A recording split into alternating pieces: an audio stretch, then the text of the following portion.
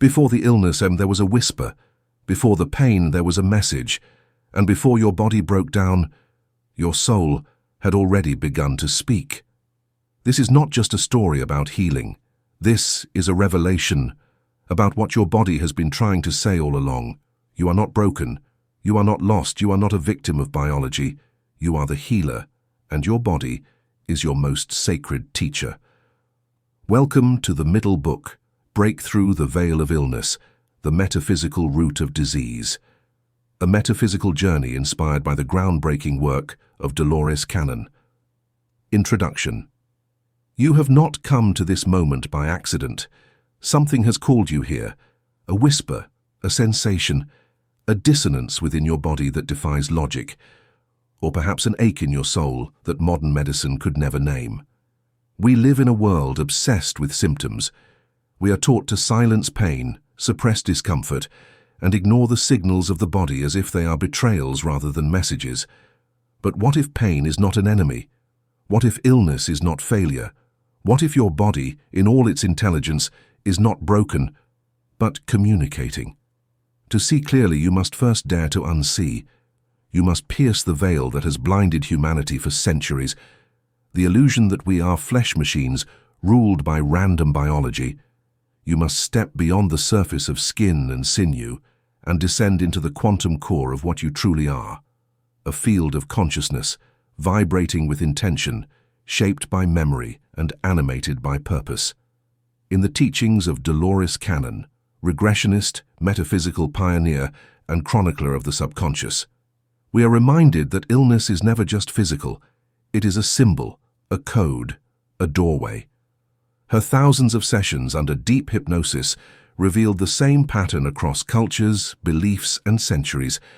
The body records what the soul has not yet resolved, and it will speak, sometimes in whispers, sometimes in screams, until the truth is heard. This is not a theory. This is an unveiling. You are about to embark on a journey into the deeper structure of disease, one that transcends pathology and touches the blueprint of creation itself.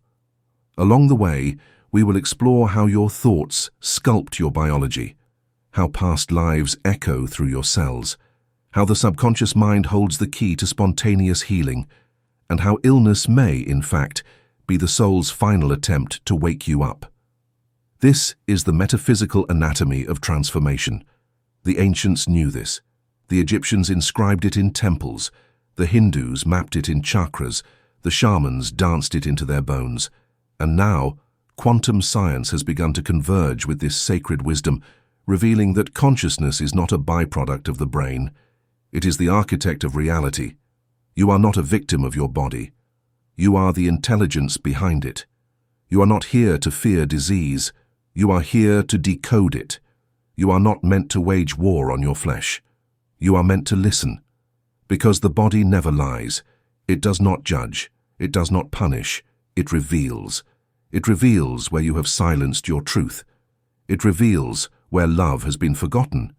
It reveals where your soul is longing to be remembered. This is not a story of medicine.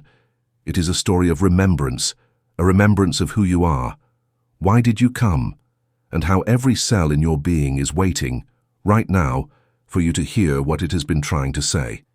This is not just about healing a disease, it's about healing disconnection from yourself, from your soul, from the source. So take a breath, feel that pulse in your chest. That's not just a heartbeat, it's a signal, a message from something deeper, something infinite, and it is speaking your name. Let us begin. Chapter 1. The Holographic Body, a Mirror of Consciousness.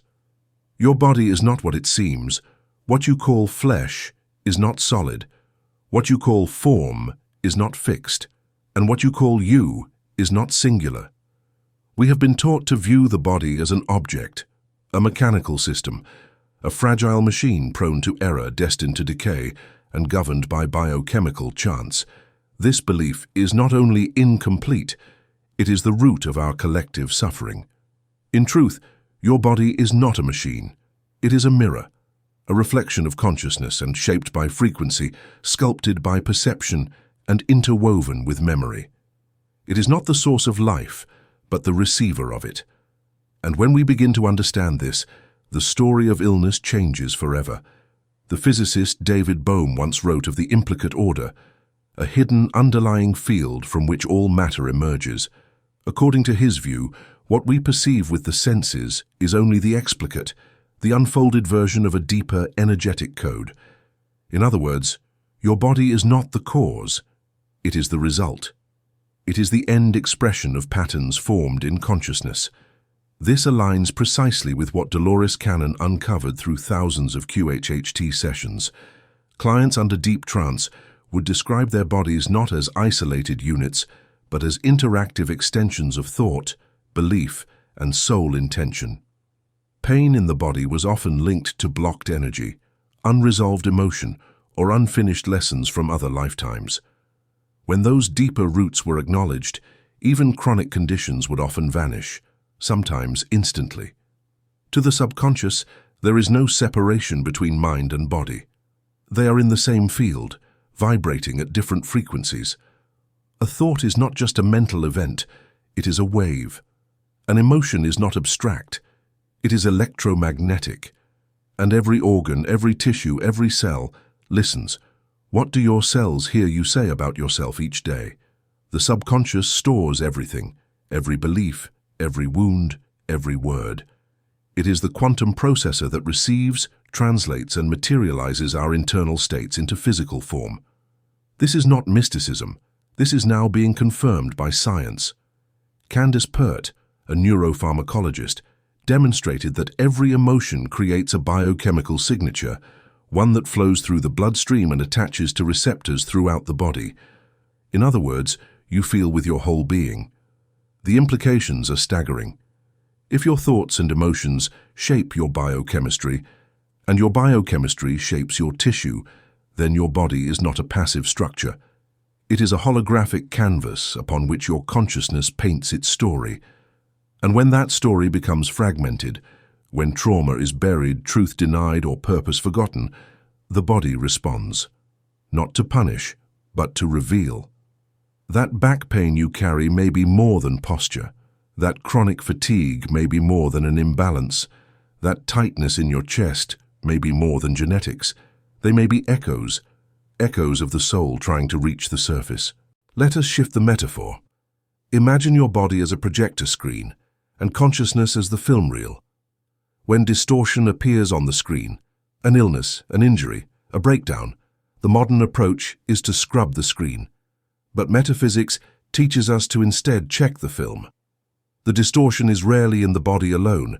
It is in the energetic patterns, the belief loops, the emotional imprints that have not yet been cleared from the field of being. This is why many people who treat the symptom never resolve the cause.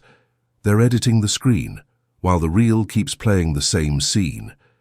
The body is a biofeedback system, exquisitely designed, intricately sensitive, and profoundly intelligent. It reflects not only our thoughts but our frequency, our alignment, our truth. When we betray our inner knowing, the body tightens. When we silence our truth, the throat constricts. When we carry grief, we've refused to grieve. The lungs labor. This is not a coincidence. This is the metaphysical language of biology. And once we begin to learn it, to interpret the body's metaphors, we realize that healing is not something we must chase. It is something that unfolds when we remember how to listen. The mystics were right, as within, so without. But this is not just a spiritual platitude. It is a literal truth in quantum biology. The observer affects the observed. Consciousness participates in the creation of form. And the body, your body, is an ever-shifting reflection of what you hold, feel, believe, and remember. This means healing is not just possible, it is inherent. It is built into the system. The moment you realign with your soul's frequency, the body responds. The hologram begins to correct itself. The noise begins to clear. But first, you must be willing to hear what has been repressed, to feel what has been buried, to question what you've believed about your body and yourself. Because the body is never just the body. It is a mirror, a messenger, a map. and like any sacred map, it points to where you truly are and where you've yet to go. Chapter 2. The Soul's Blueprint. Why we choose our bodies and illnesses. Before the breath, before the body, before the first cry pierced the veil of birth, there was a meeting, a gathering in realms beyond time, where your soul stood not as wounded flesh, but as radiant light. And in that space, vast, eternal, and outside the bindings of linear thought, you chose. You chose the family that would sculpt your perception. You chose the challenges that would forge your strength. And in some cases, you chose the illness that would one day awaken your soul. To the human mind, this sounds impossible. Why would anyone choose to suffer? Why would a soul agree to hardship, limitation, or pain? But from the soul's perspective, the view that sees across lifetimes, patterns, and karmic tides, the answer is not cruelty. It is the curriculum. Illness is not punishment. It is often the most potent catalyst for evolution, and your soul is here to evolve. In Dolores Cannon's hypnosis sessions, clients routinely accessed the between-life state, the in-between realm where souls rest, review, and prepare for their next incarnation. Again and again, they spoke of a blueprint, a sacred plan designed in collaboration with guides, higher beings, and aspects of the higher self. In that space, nothing is random. Every relationship is a mirror, every limitation, an opportunity, every bodily struggle, a message encoded with potential. Some souls come to burn karma, to rebalance energies from lifetimes of action. Others come to teach, using illness as a living classroom to awaken compassion in others. Still others choose disease as a way to exit, a path of transition carefully timed and lovingly orchestrated. The ego resists this. It wants to find fault, place blame, and sign guilt. But the soul does not blame. It understands. It sees illness not as a tragedy, but as a design, not as defeat, but as dialogue. You are not being punished. You are being spoken to. Let us imagine the soul as an eternal traveler, weaving in and out of form, crossing dimensions, collecting experiences the way an artist collects pigment for paint. In one life, it is the warrior. In another, the wounded. In one, it learns power. In another, surrender. Each incarnation adds a layer to the soul's infinite tapestry, and sometimes a particular thread, a pain, a limitation, a deep wound is chosen intentionally as a focal point for growth. In this life, you may carry the remnants of ancient pain, not as a curse but as a sacred thread left unfinished, and the body becomes the canvas where this final chapter plays out. There are those who carry illness as a message to others. Children born with disabilities often speak under hypnosis of choosing that life so that others, parents, siblings, doctors, might awaken compassion, patience, or faith.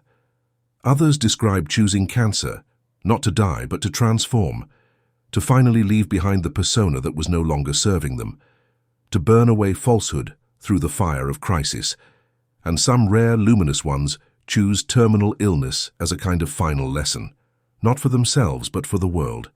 To show how even death can be dignified, conscious, and sacred, this does not make it easy. The human self still grieves, still suffers, but the soul watches with profound understanding, always whispering, "You are not this pain. You are the one who chose to meet it and transcend it."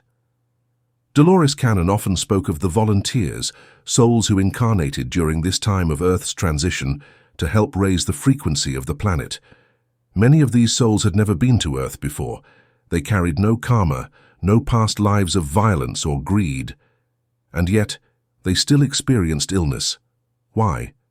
Because being in a dense, emotional, polarized realm like Earth takes a toll.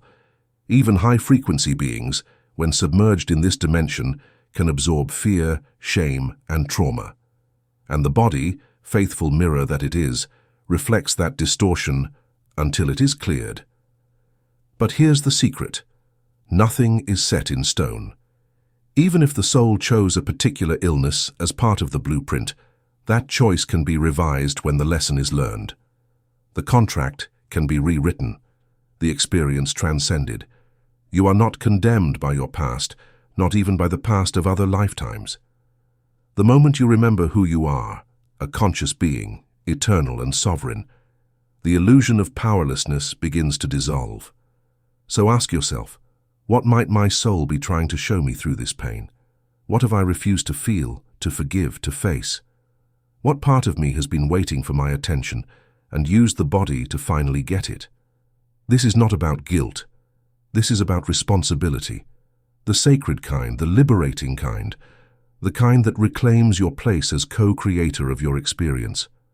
When you see your body as a partner in your soul's evolution, everything changes. The diagnosis becomes a dialogue. The pain becomes a portal, and the body becomes the teacher you never knew you had. In the next chapter, we will step even deeper into the subconscious realm, where the true voice of your soul resides, the keeper of memories, the architect of healing, and the bridge between your biology and your divinity. Because beneath your conscious thoughts, something ancient is listening, and it remembers everything. Chapter 3. The Subconscious Realm, Gatekeeper of Healing. There is a voice inside you that remembers everything, not just the moment you were born, but the lifetimes before that. Not just the words you've spoken, but the emotions you've buried. Not just your memories in this world, but your echoes across dimensions. This voice does not shout, it does not argue, it does not panic, it waits, quietly, patiently. It is the architect of your biology, the keeper of your soul's blueprint, the bridge between your spirit and your cells. Dolores Cannon called it the subconscious, though she often emphasized it was far beyond what we typically mean by that word. It is not simply the part of the mind that stores forgotten thoughts. It is the superconscious, the higher intelligence within you that can answer any question, access any memory, and initiate instant healing, if you are ready to receive it. In her groundbreaking quantum healing hypnosis technique, QHHT, Dolores brought thousands of people into deep trance states, far beyond the beta waves of waking life, past the subconscious programming of daily thoughts, and into the theta realm, where the veil thins and the true self begins to speak. It was there that people connected to this immense intelligence, an inner voice that spoke with calm authority, infinite knowledge, and profound compassion. It answered questions not just about the body, but about the soul's journey, life's purpose, karmic contracts, and forgotten trauma. And perhaps most stunningly, it healed. Physical ailments that had persisted for years vanished in moments. Allergies disappeared, chronic pain dissolved, tumors shrank, internal organs realigned, but only when the root cause, the energetic, emotional, or karmic origin, was uncovered and acknowledged. Because healing, at this level, is not adding something. It is removing the blockages to what already is. Your body knows how to heal. Your soul knows what needs to change. The subconscious is the translator between the two. So what is this realm? What is this field of consciousness that can scan the body, shift timelines, and rewrite energetic patterns? It is you, the real you, the you that exists beyond ego, beyond story, beyond identity. In brain science, we know that only about 5% of our cognitive activity is conscious. The other 95% is automatic, programmed, and stored deep within the subconscious mind.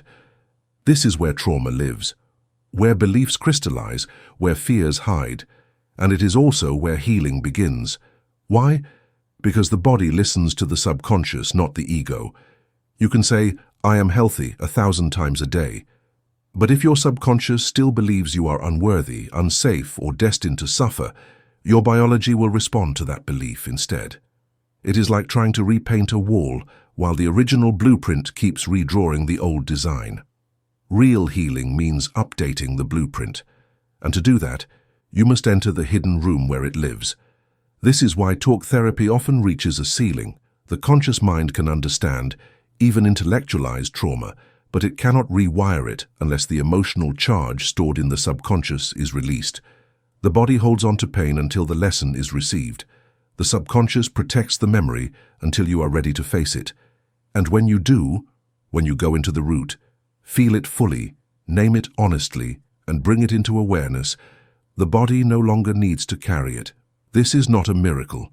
It is a natural law. Every disease is a signal, a message from the subconscious to the conscious mind. Something must be seen, something must be felt, something must be changed. And when the message is received, the signal is no longer needed. You may wonder, if this power is within me, why can't I access it? You can, but it requires surrender, not weakness, but openness. You cannot hear the subconscious through noise. You must slow down, drop in, breathe deeper than the surface.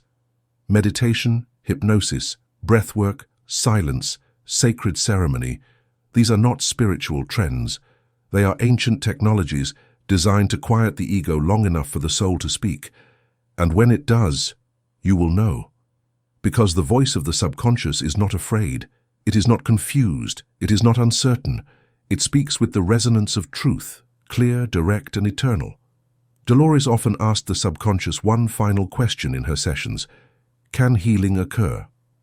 And almost always, the answer was the same: yes, if the person truly wants it. That is the hidden key. You must want to be well, not just consciously but subconsciously. Some people are unconsciously attached to illness. It has become their identity, their excuse, their protection, their way of receiving love. And the subconscious, always loyal, will not let go until the belief is changed. So healing requires not just treatment, but truth. You must ask, what am I gaining from holding on to this pain? Who would I be if I no longer carried this illness? What would I have to face, forgive, or release in order to be free? These are not easy questions, but they are sacred ones, and they open the door to a realm where healing is not a miracle. It is your birthright. In the next chapter, we go further still beyond this life into the past life echoes that may still be reverberating in your body today. Because sometimes the root of your suffering is not found in this lifetime, but in one you've already lived, and your body still remembers. Chapter 4: Cellular Memory and Past Life Residue. There are memories inside you that you have never lived, at least not in this lifetime. They are not from your childhood, not from your teenage years, not even from the first time you heard your name. And yet, they linger, in the heaviness you feel without cause, in the instinctive fears that make no sense, in the pain that never fully heals, no matter how many tests you take. Your body remembers everything, even what your conscious mind has forgotten.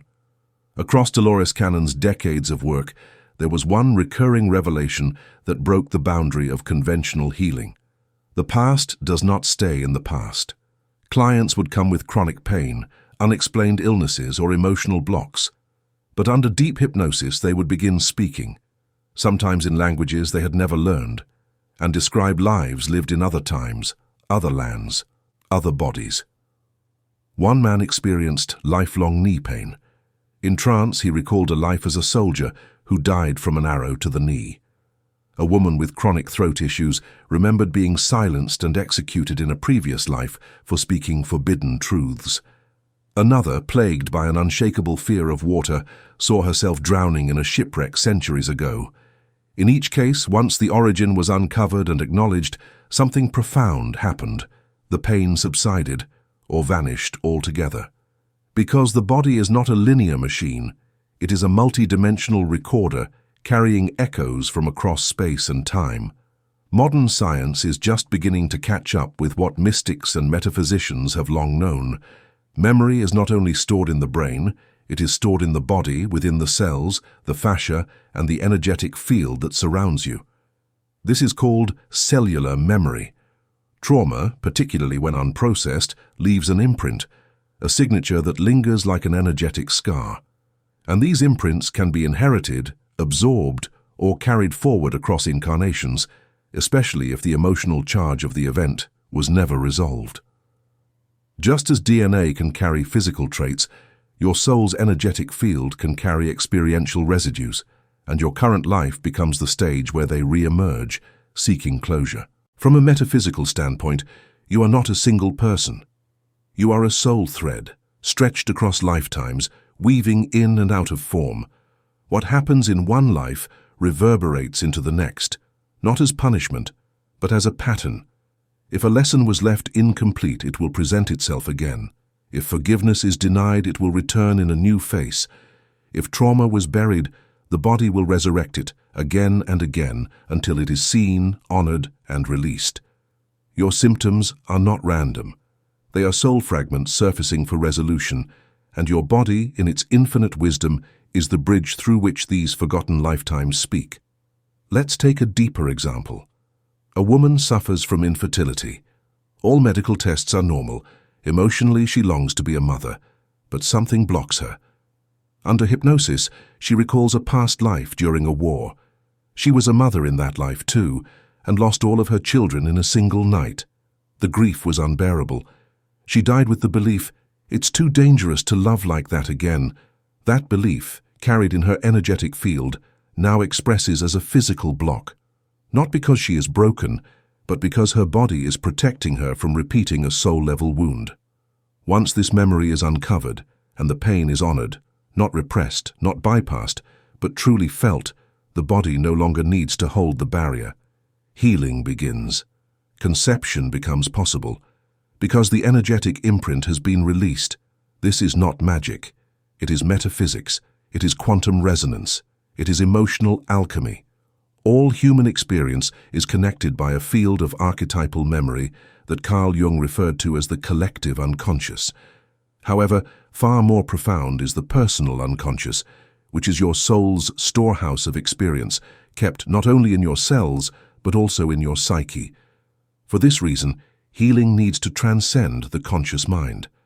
Nothing can really fix what the soul is still carrying, not even a medicine, an affirmation, or surgery.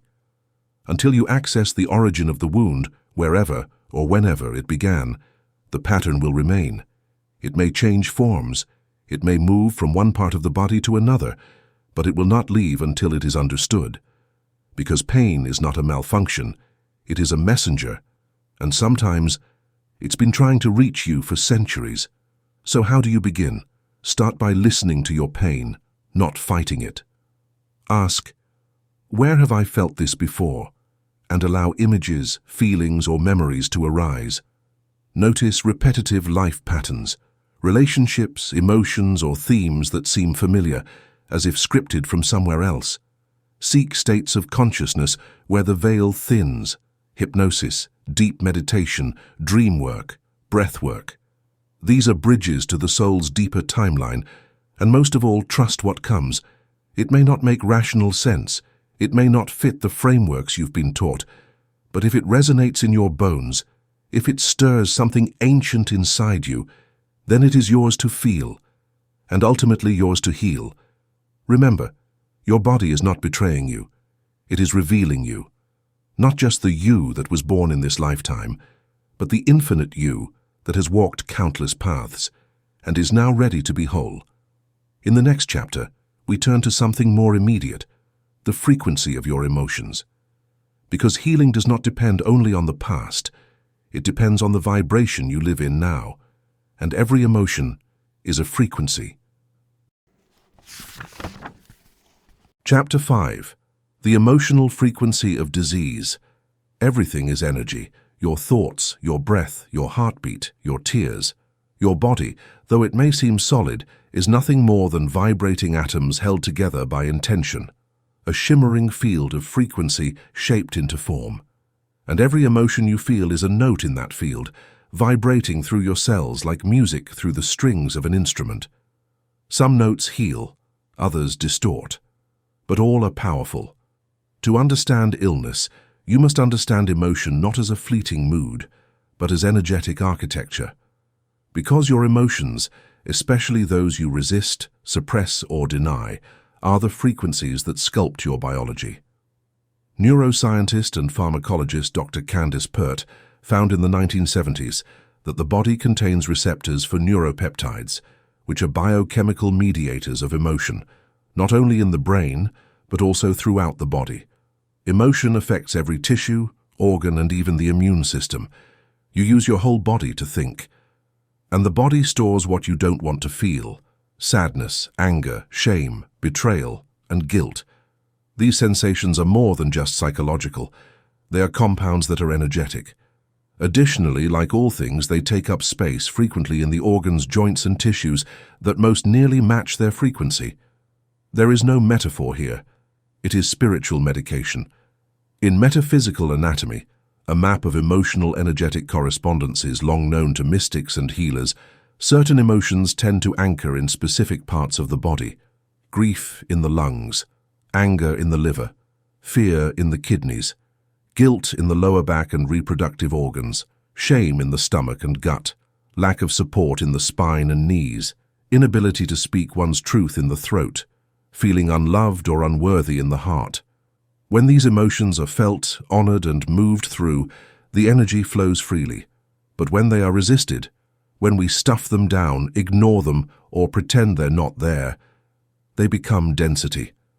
And the body, ever faithful, holds them for us, until we're ready to let them go.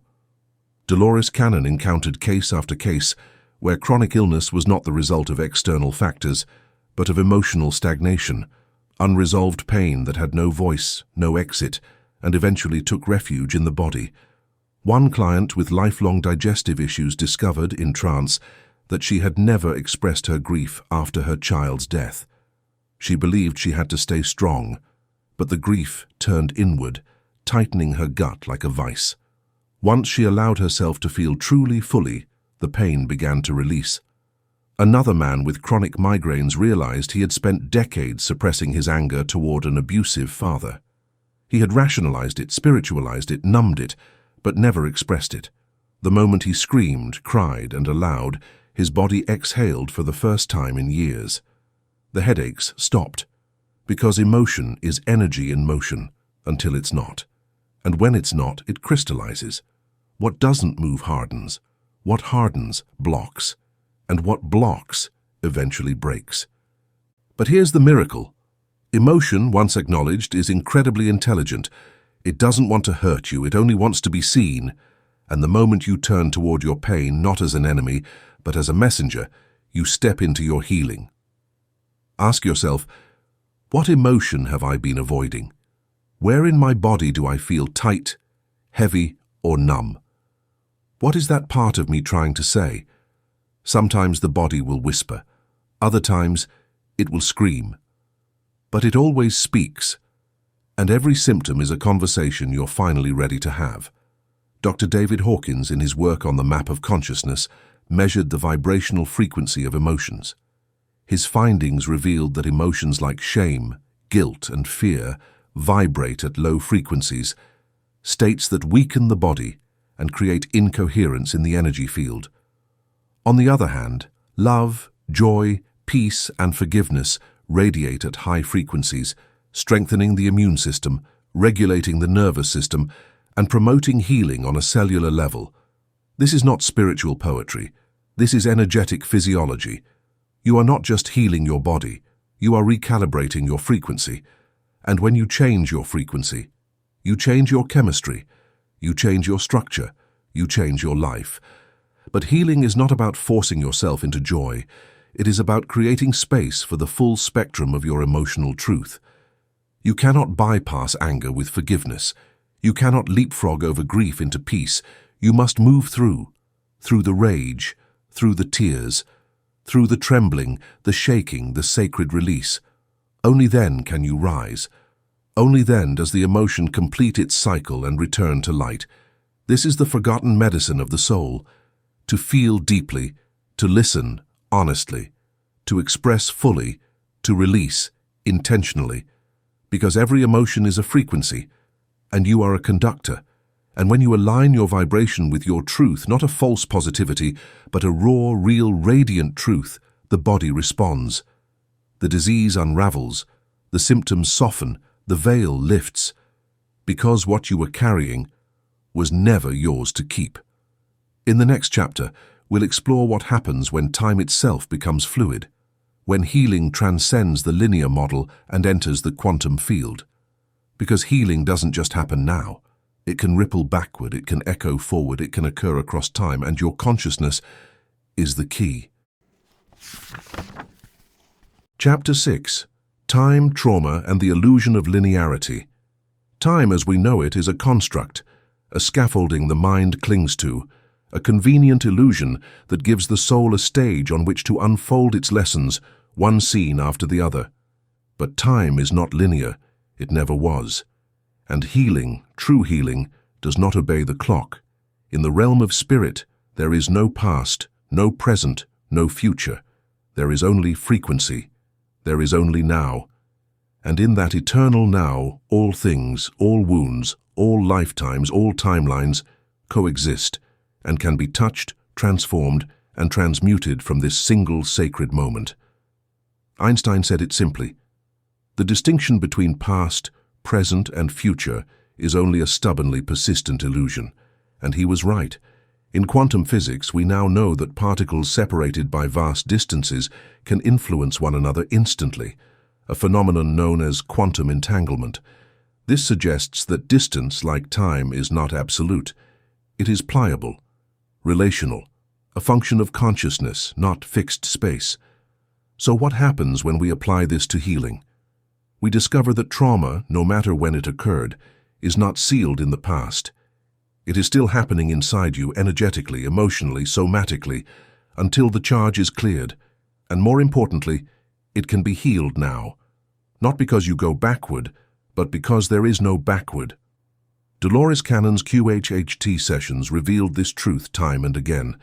Under deep trance, clients accessed what they thought were past lives, but often described them as happening concurrently with this one. They spoke in the present tense.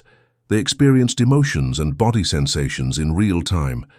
And when healing occurred in one timeline, the effects rippled into the present, altering physical and emotional patterns instantly. Because time is not a straight line. It is a spiral, a living field of intersecting moments, all accessible from the right state of awareness. When you access the root trauma, whether from childhood, ancestry, or other lives, and reprocess it in the light of new awareness, you do not merely reframe a memory. You change the field. You collapse the loop. You send a new signal backward through the spiral, and the energy updates forward into now. This is not a metaphor. It is a quantum reality. When trauma is frozen in the nervous system, the body remains in a loop of survival, constantly scanning for the threat that once was, unable to distinguish the past from the present. This is why some people live in chronic tension, pain, or anxiety, even when their lives seem safe. Their bodies are still reliving something the conscious mind has long forgotten. But the body does not forget. The subconscious does not forget. And time in this sense is not a barrier. It is a doorway. Through regression, meditation, breathwork, or spiritual inquiry, you can step outside the illusion of time and enter the moment when the wound began. And when you bring compassion, clarity, and consciousness to that moment, it shifts. The inner child exhales. The past life self forgives. The karmic loop dissolves. And the present-day body? It no longer needs to carry the signal. The pain releases. The illness softens. The timeline realigns. Some call this quantum healing. Some call it timeline integration.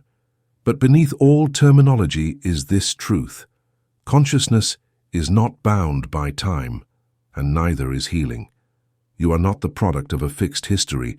You are the conscious architect of how your past expresses in your now. The moment you realize this, the victim's story falls away. You are not at the mercy of your memories. You are the author. You can rewrite. You can reclaim. So ask yourself, where does my body feel stuck in time? What moment, whether mine or inherited, has not yet been witnessed? If time is fluid, what is my soul asking me to revisit, reframe, or release?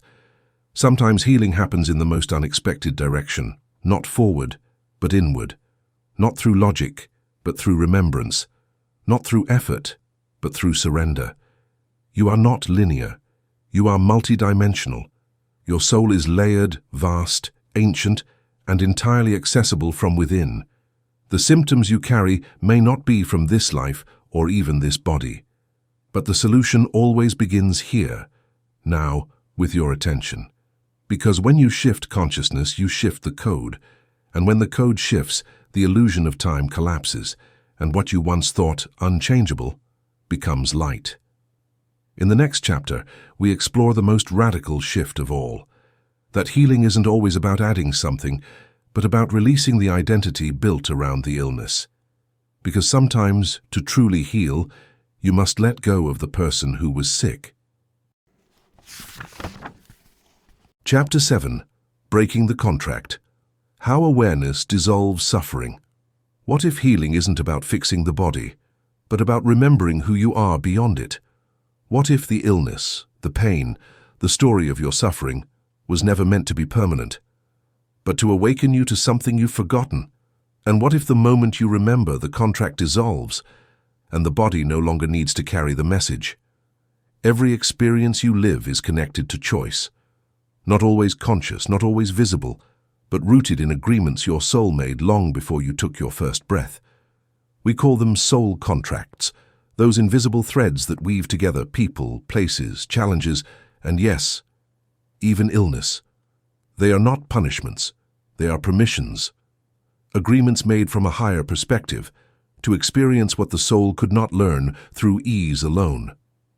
Dolores Cannon often described how, under hypnosis, clients would discover that their suffering had a purpose, that they had agreed to experience an illness, a limitation, or a painful journey, for growth, for service, or to awaken others through their path. But these contracts were never meant to be life sentences. They were lessons, and once the lesson is learned, once the awareness emerges, the contract can be released, because awareness is the dissolver of karma. Here's what that means. When you are no longer unconscious in the pattern, when you no longer identify as the victim, when you no longer need the pain to keep you alert, the pattern loses its charge. You don't need the illness to get love. You don't need the trauma to feel real. You don't need the pain to feel safe. And in that moment, when the story begins to unravel, the energy tied to the illness begins to release. So ask yourself, who am I without this pain? What identity have I built around this wound? What might I lose as if I suddenly healed? These are not easy questions, because often suffering becomes familiar. It becomes armor. It becomes a container we carry not just in the body, but in the psyche. It shapes how others see us. It shapes how we see ourselves. And sometimes it becomes who we think we are. But your soul is not here to live inside that identity. It is here to wake up, to remember its sovereignty, its wholeness, its radiance.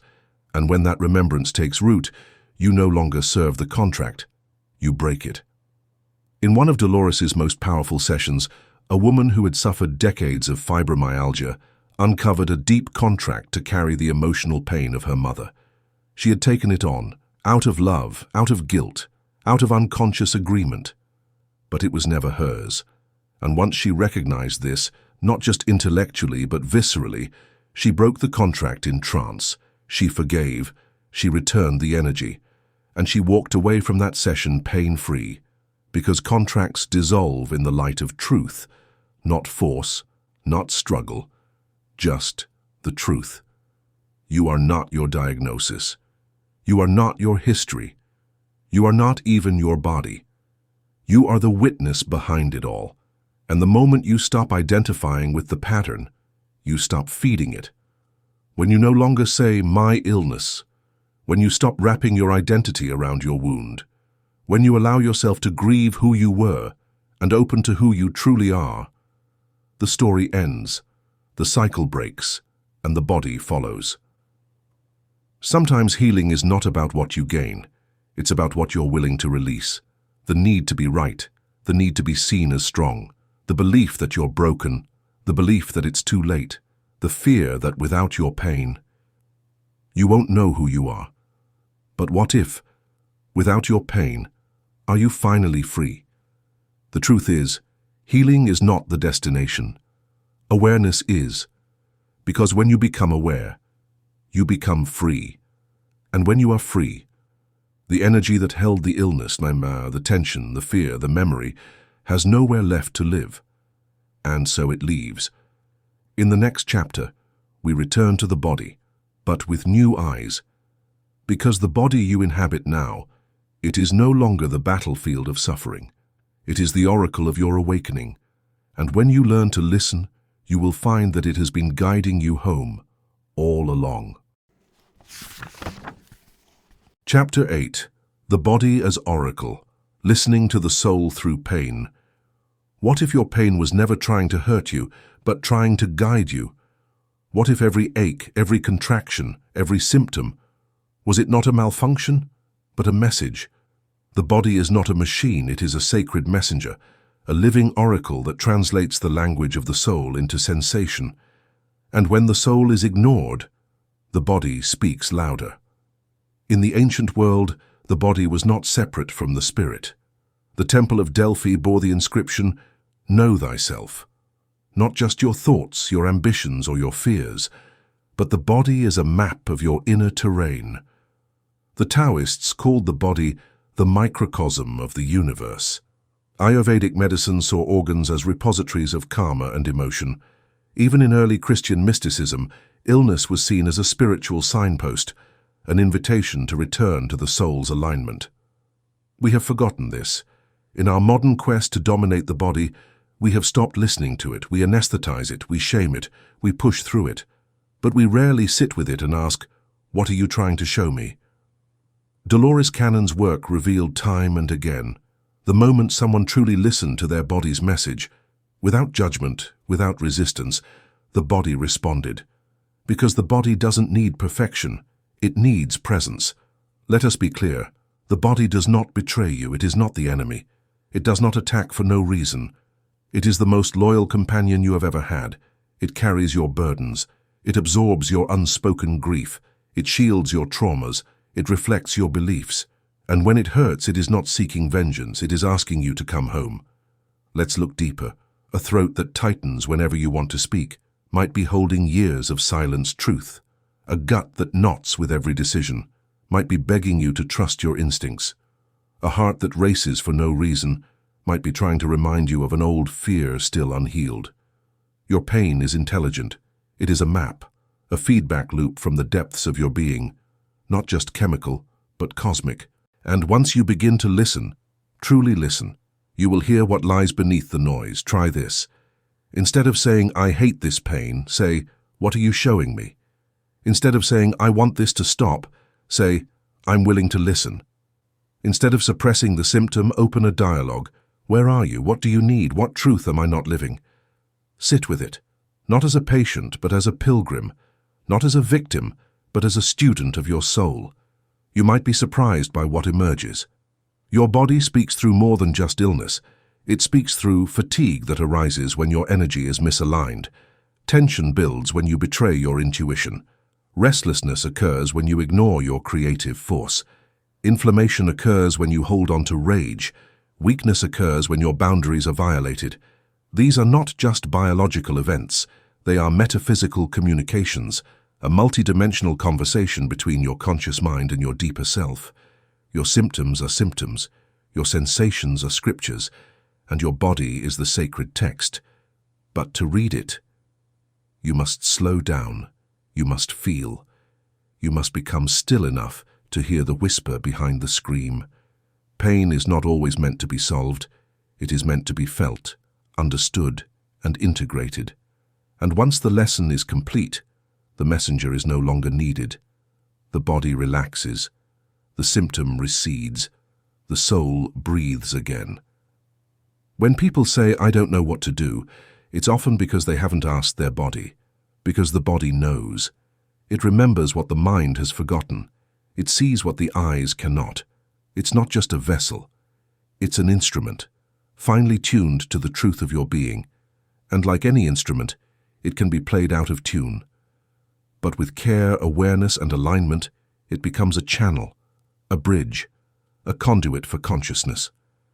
So the next time your body aches, don't curse it. Sit beside it, breathe with it, honor it, ask it what it needs.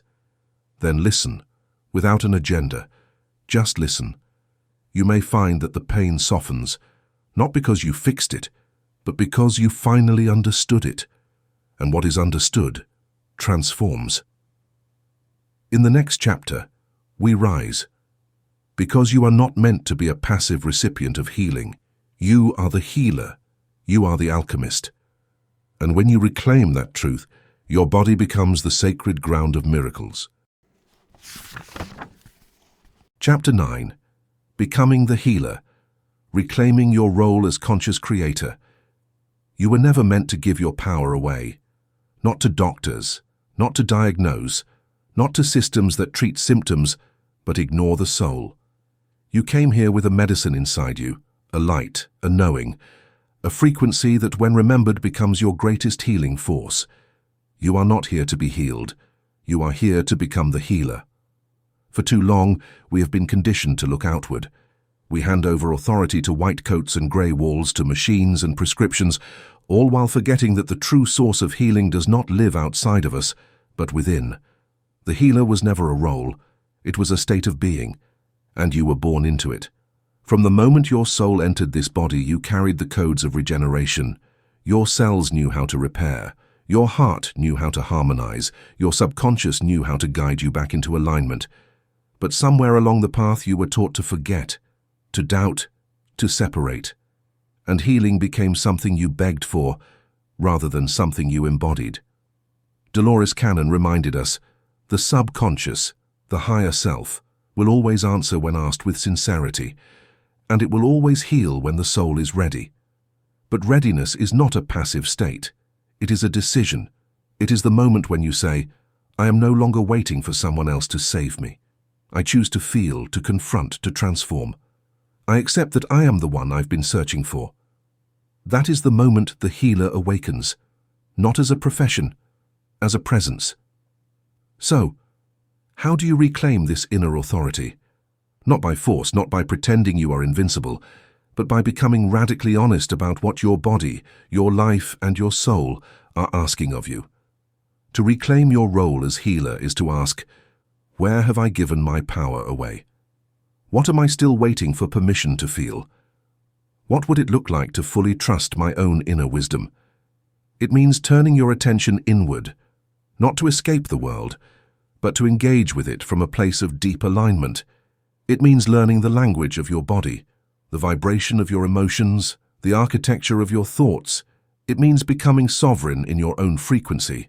You are the alchemist, the one who can take shame and transmute it into compassion, the one who can take grief and refine it into wisdom, the one who can turn pain into a portal and walk through it into power. This is what the mystics meant when they said, "Physician, heal thyself." They didn't mean don't ask for help. They meant remember who you are before you ask. Because when you remember, you no longer collapse into victimhood. You rise into authorship. You speak to your body with reverence. You treat your symptoms as sacred signals. You align your life with the truth of your soul. And in doing so, you create the conditions in which healing becomes inevitable. Healing is not the absence of pain. It is the presence of wholeness. And wholeness is your natural state, not something you earn, but something you return to when the illusions fall away. You do not need to fix yourself. You need to uncover yourself. And when you do, you become medicine for the world, because your presence, grounded, honest, awakened, becomes a frequency. And that frequency ripples out through your words, your choices, your very energy. You do not have to be perfect to be powerful. You do not have to be free from pain to carry light. You do not have to wait until you are healed to begin. You are the healer when you say, yes, I am willing. Yes to the shadow. Yes to the truth. Yes to the path of remembering. And that, yes, changes everything.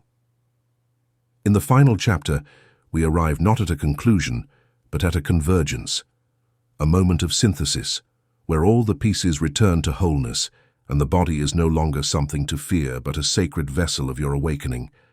The veil is lifting, and you, are you the one pulling it back? Conclusion.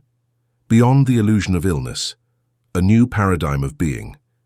You have come a long way, not through miles, but through layers. Layers of illusion, layers of identity, layers of inherited fear and forgotten truth. And now, Something within you is shifting.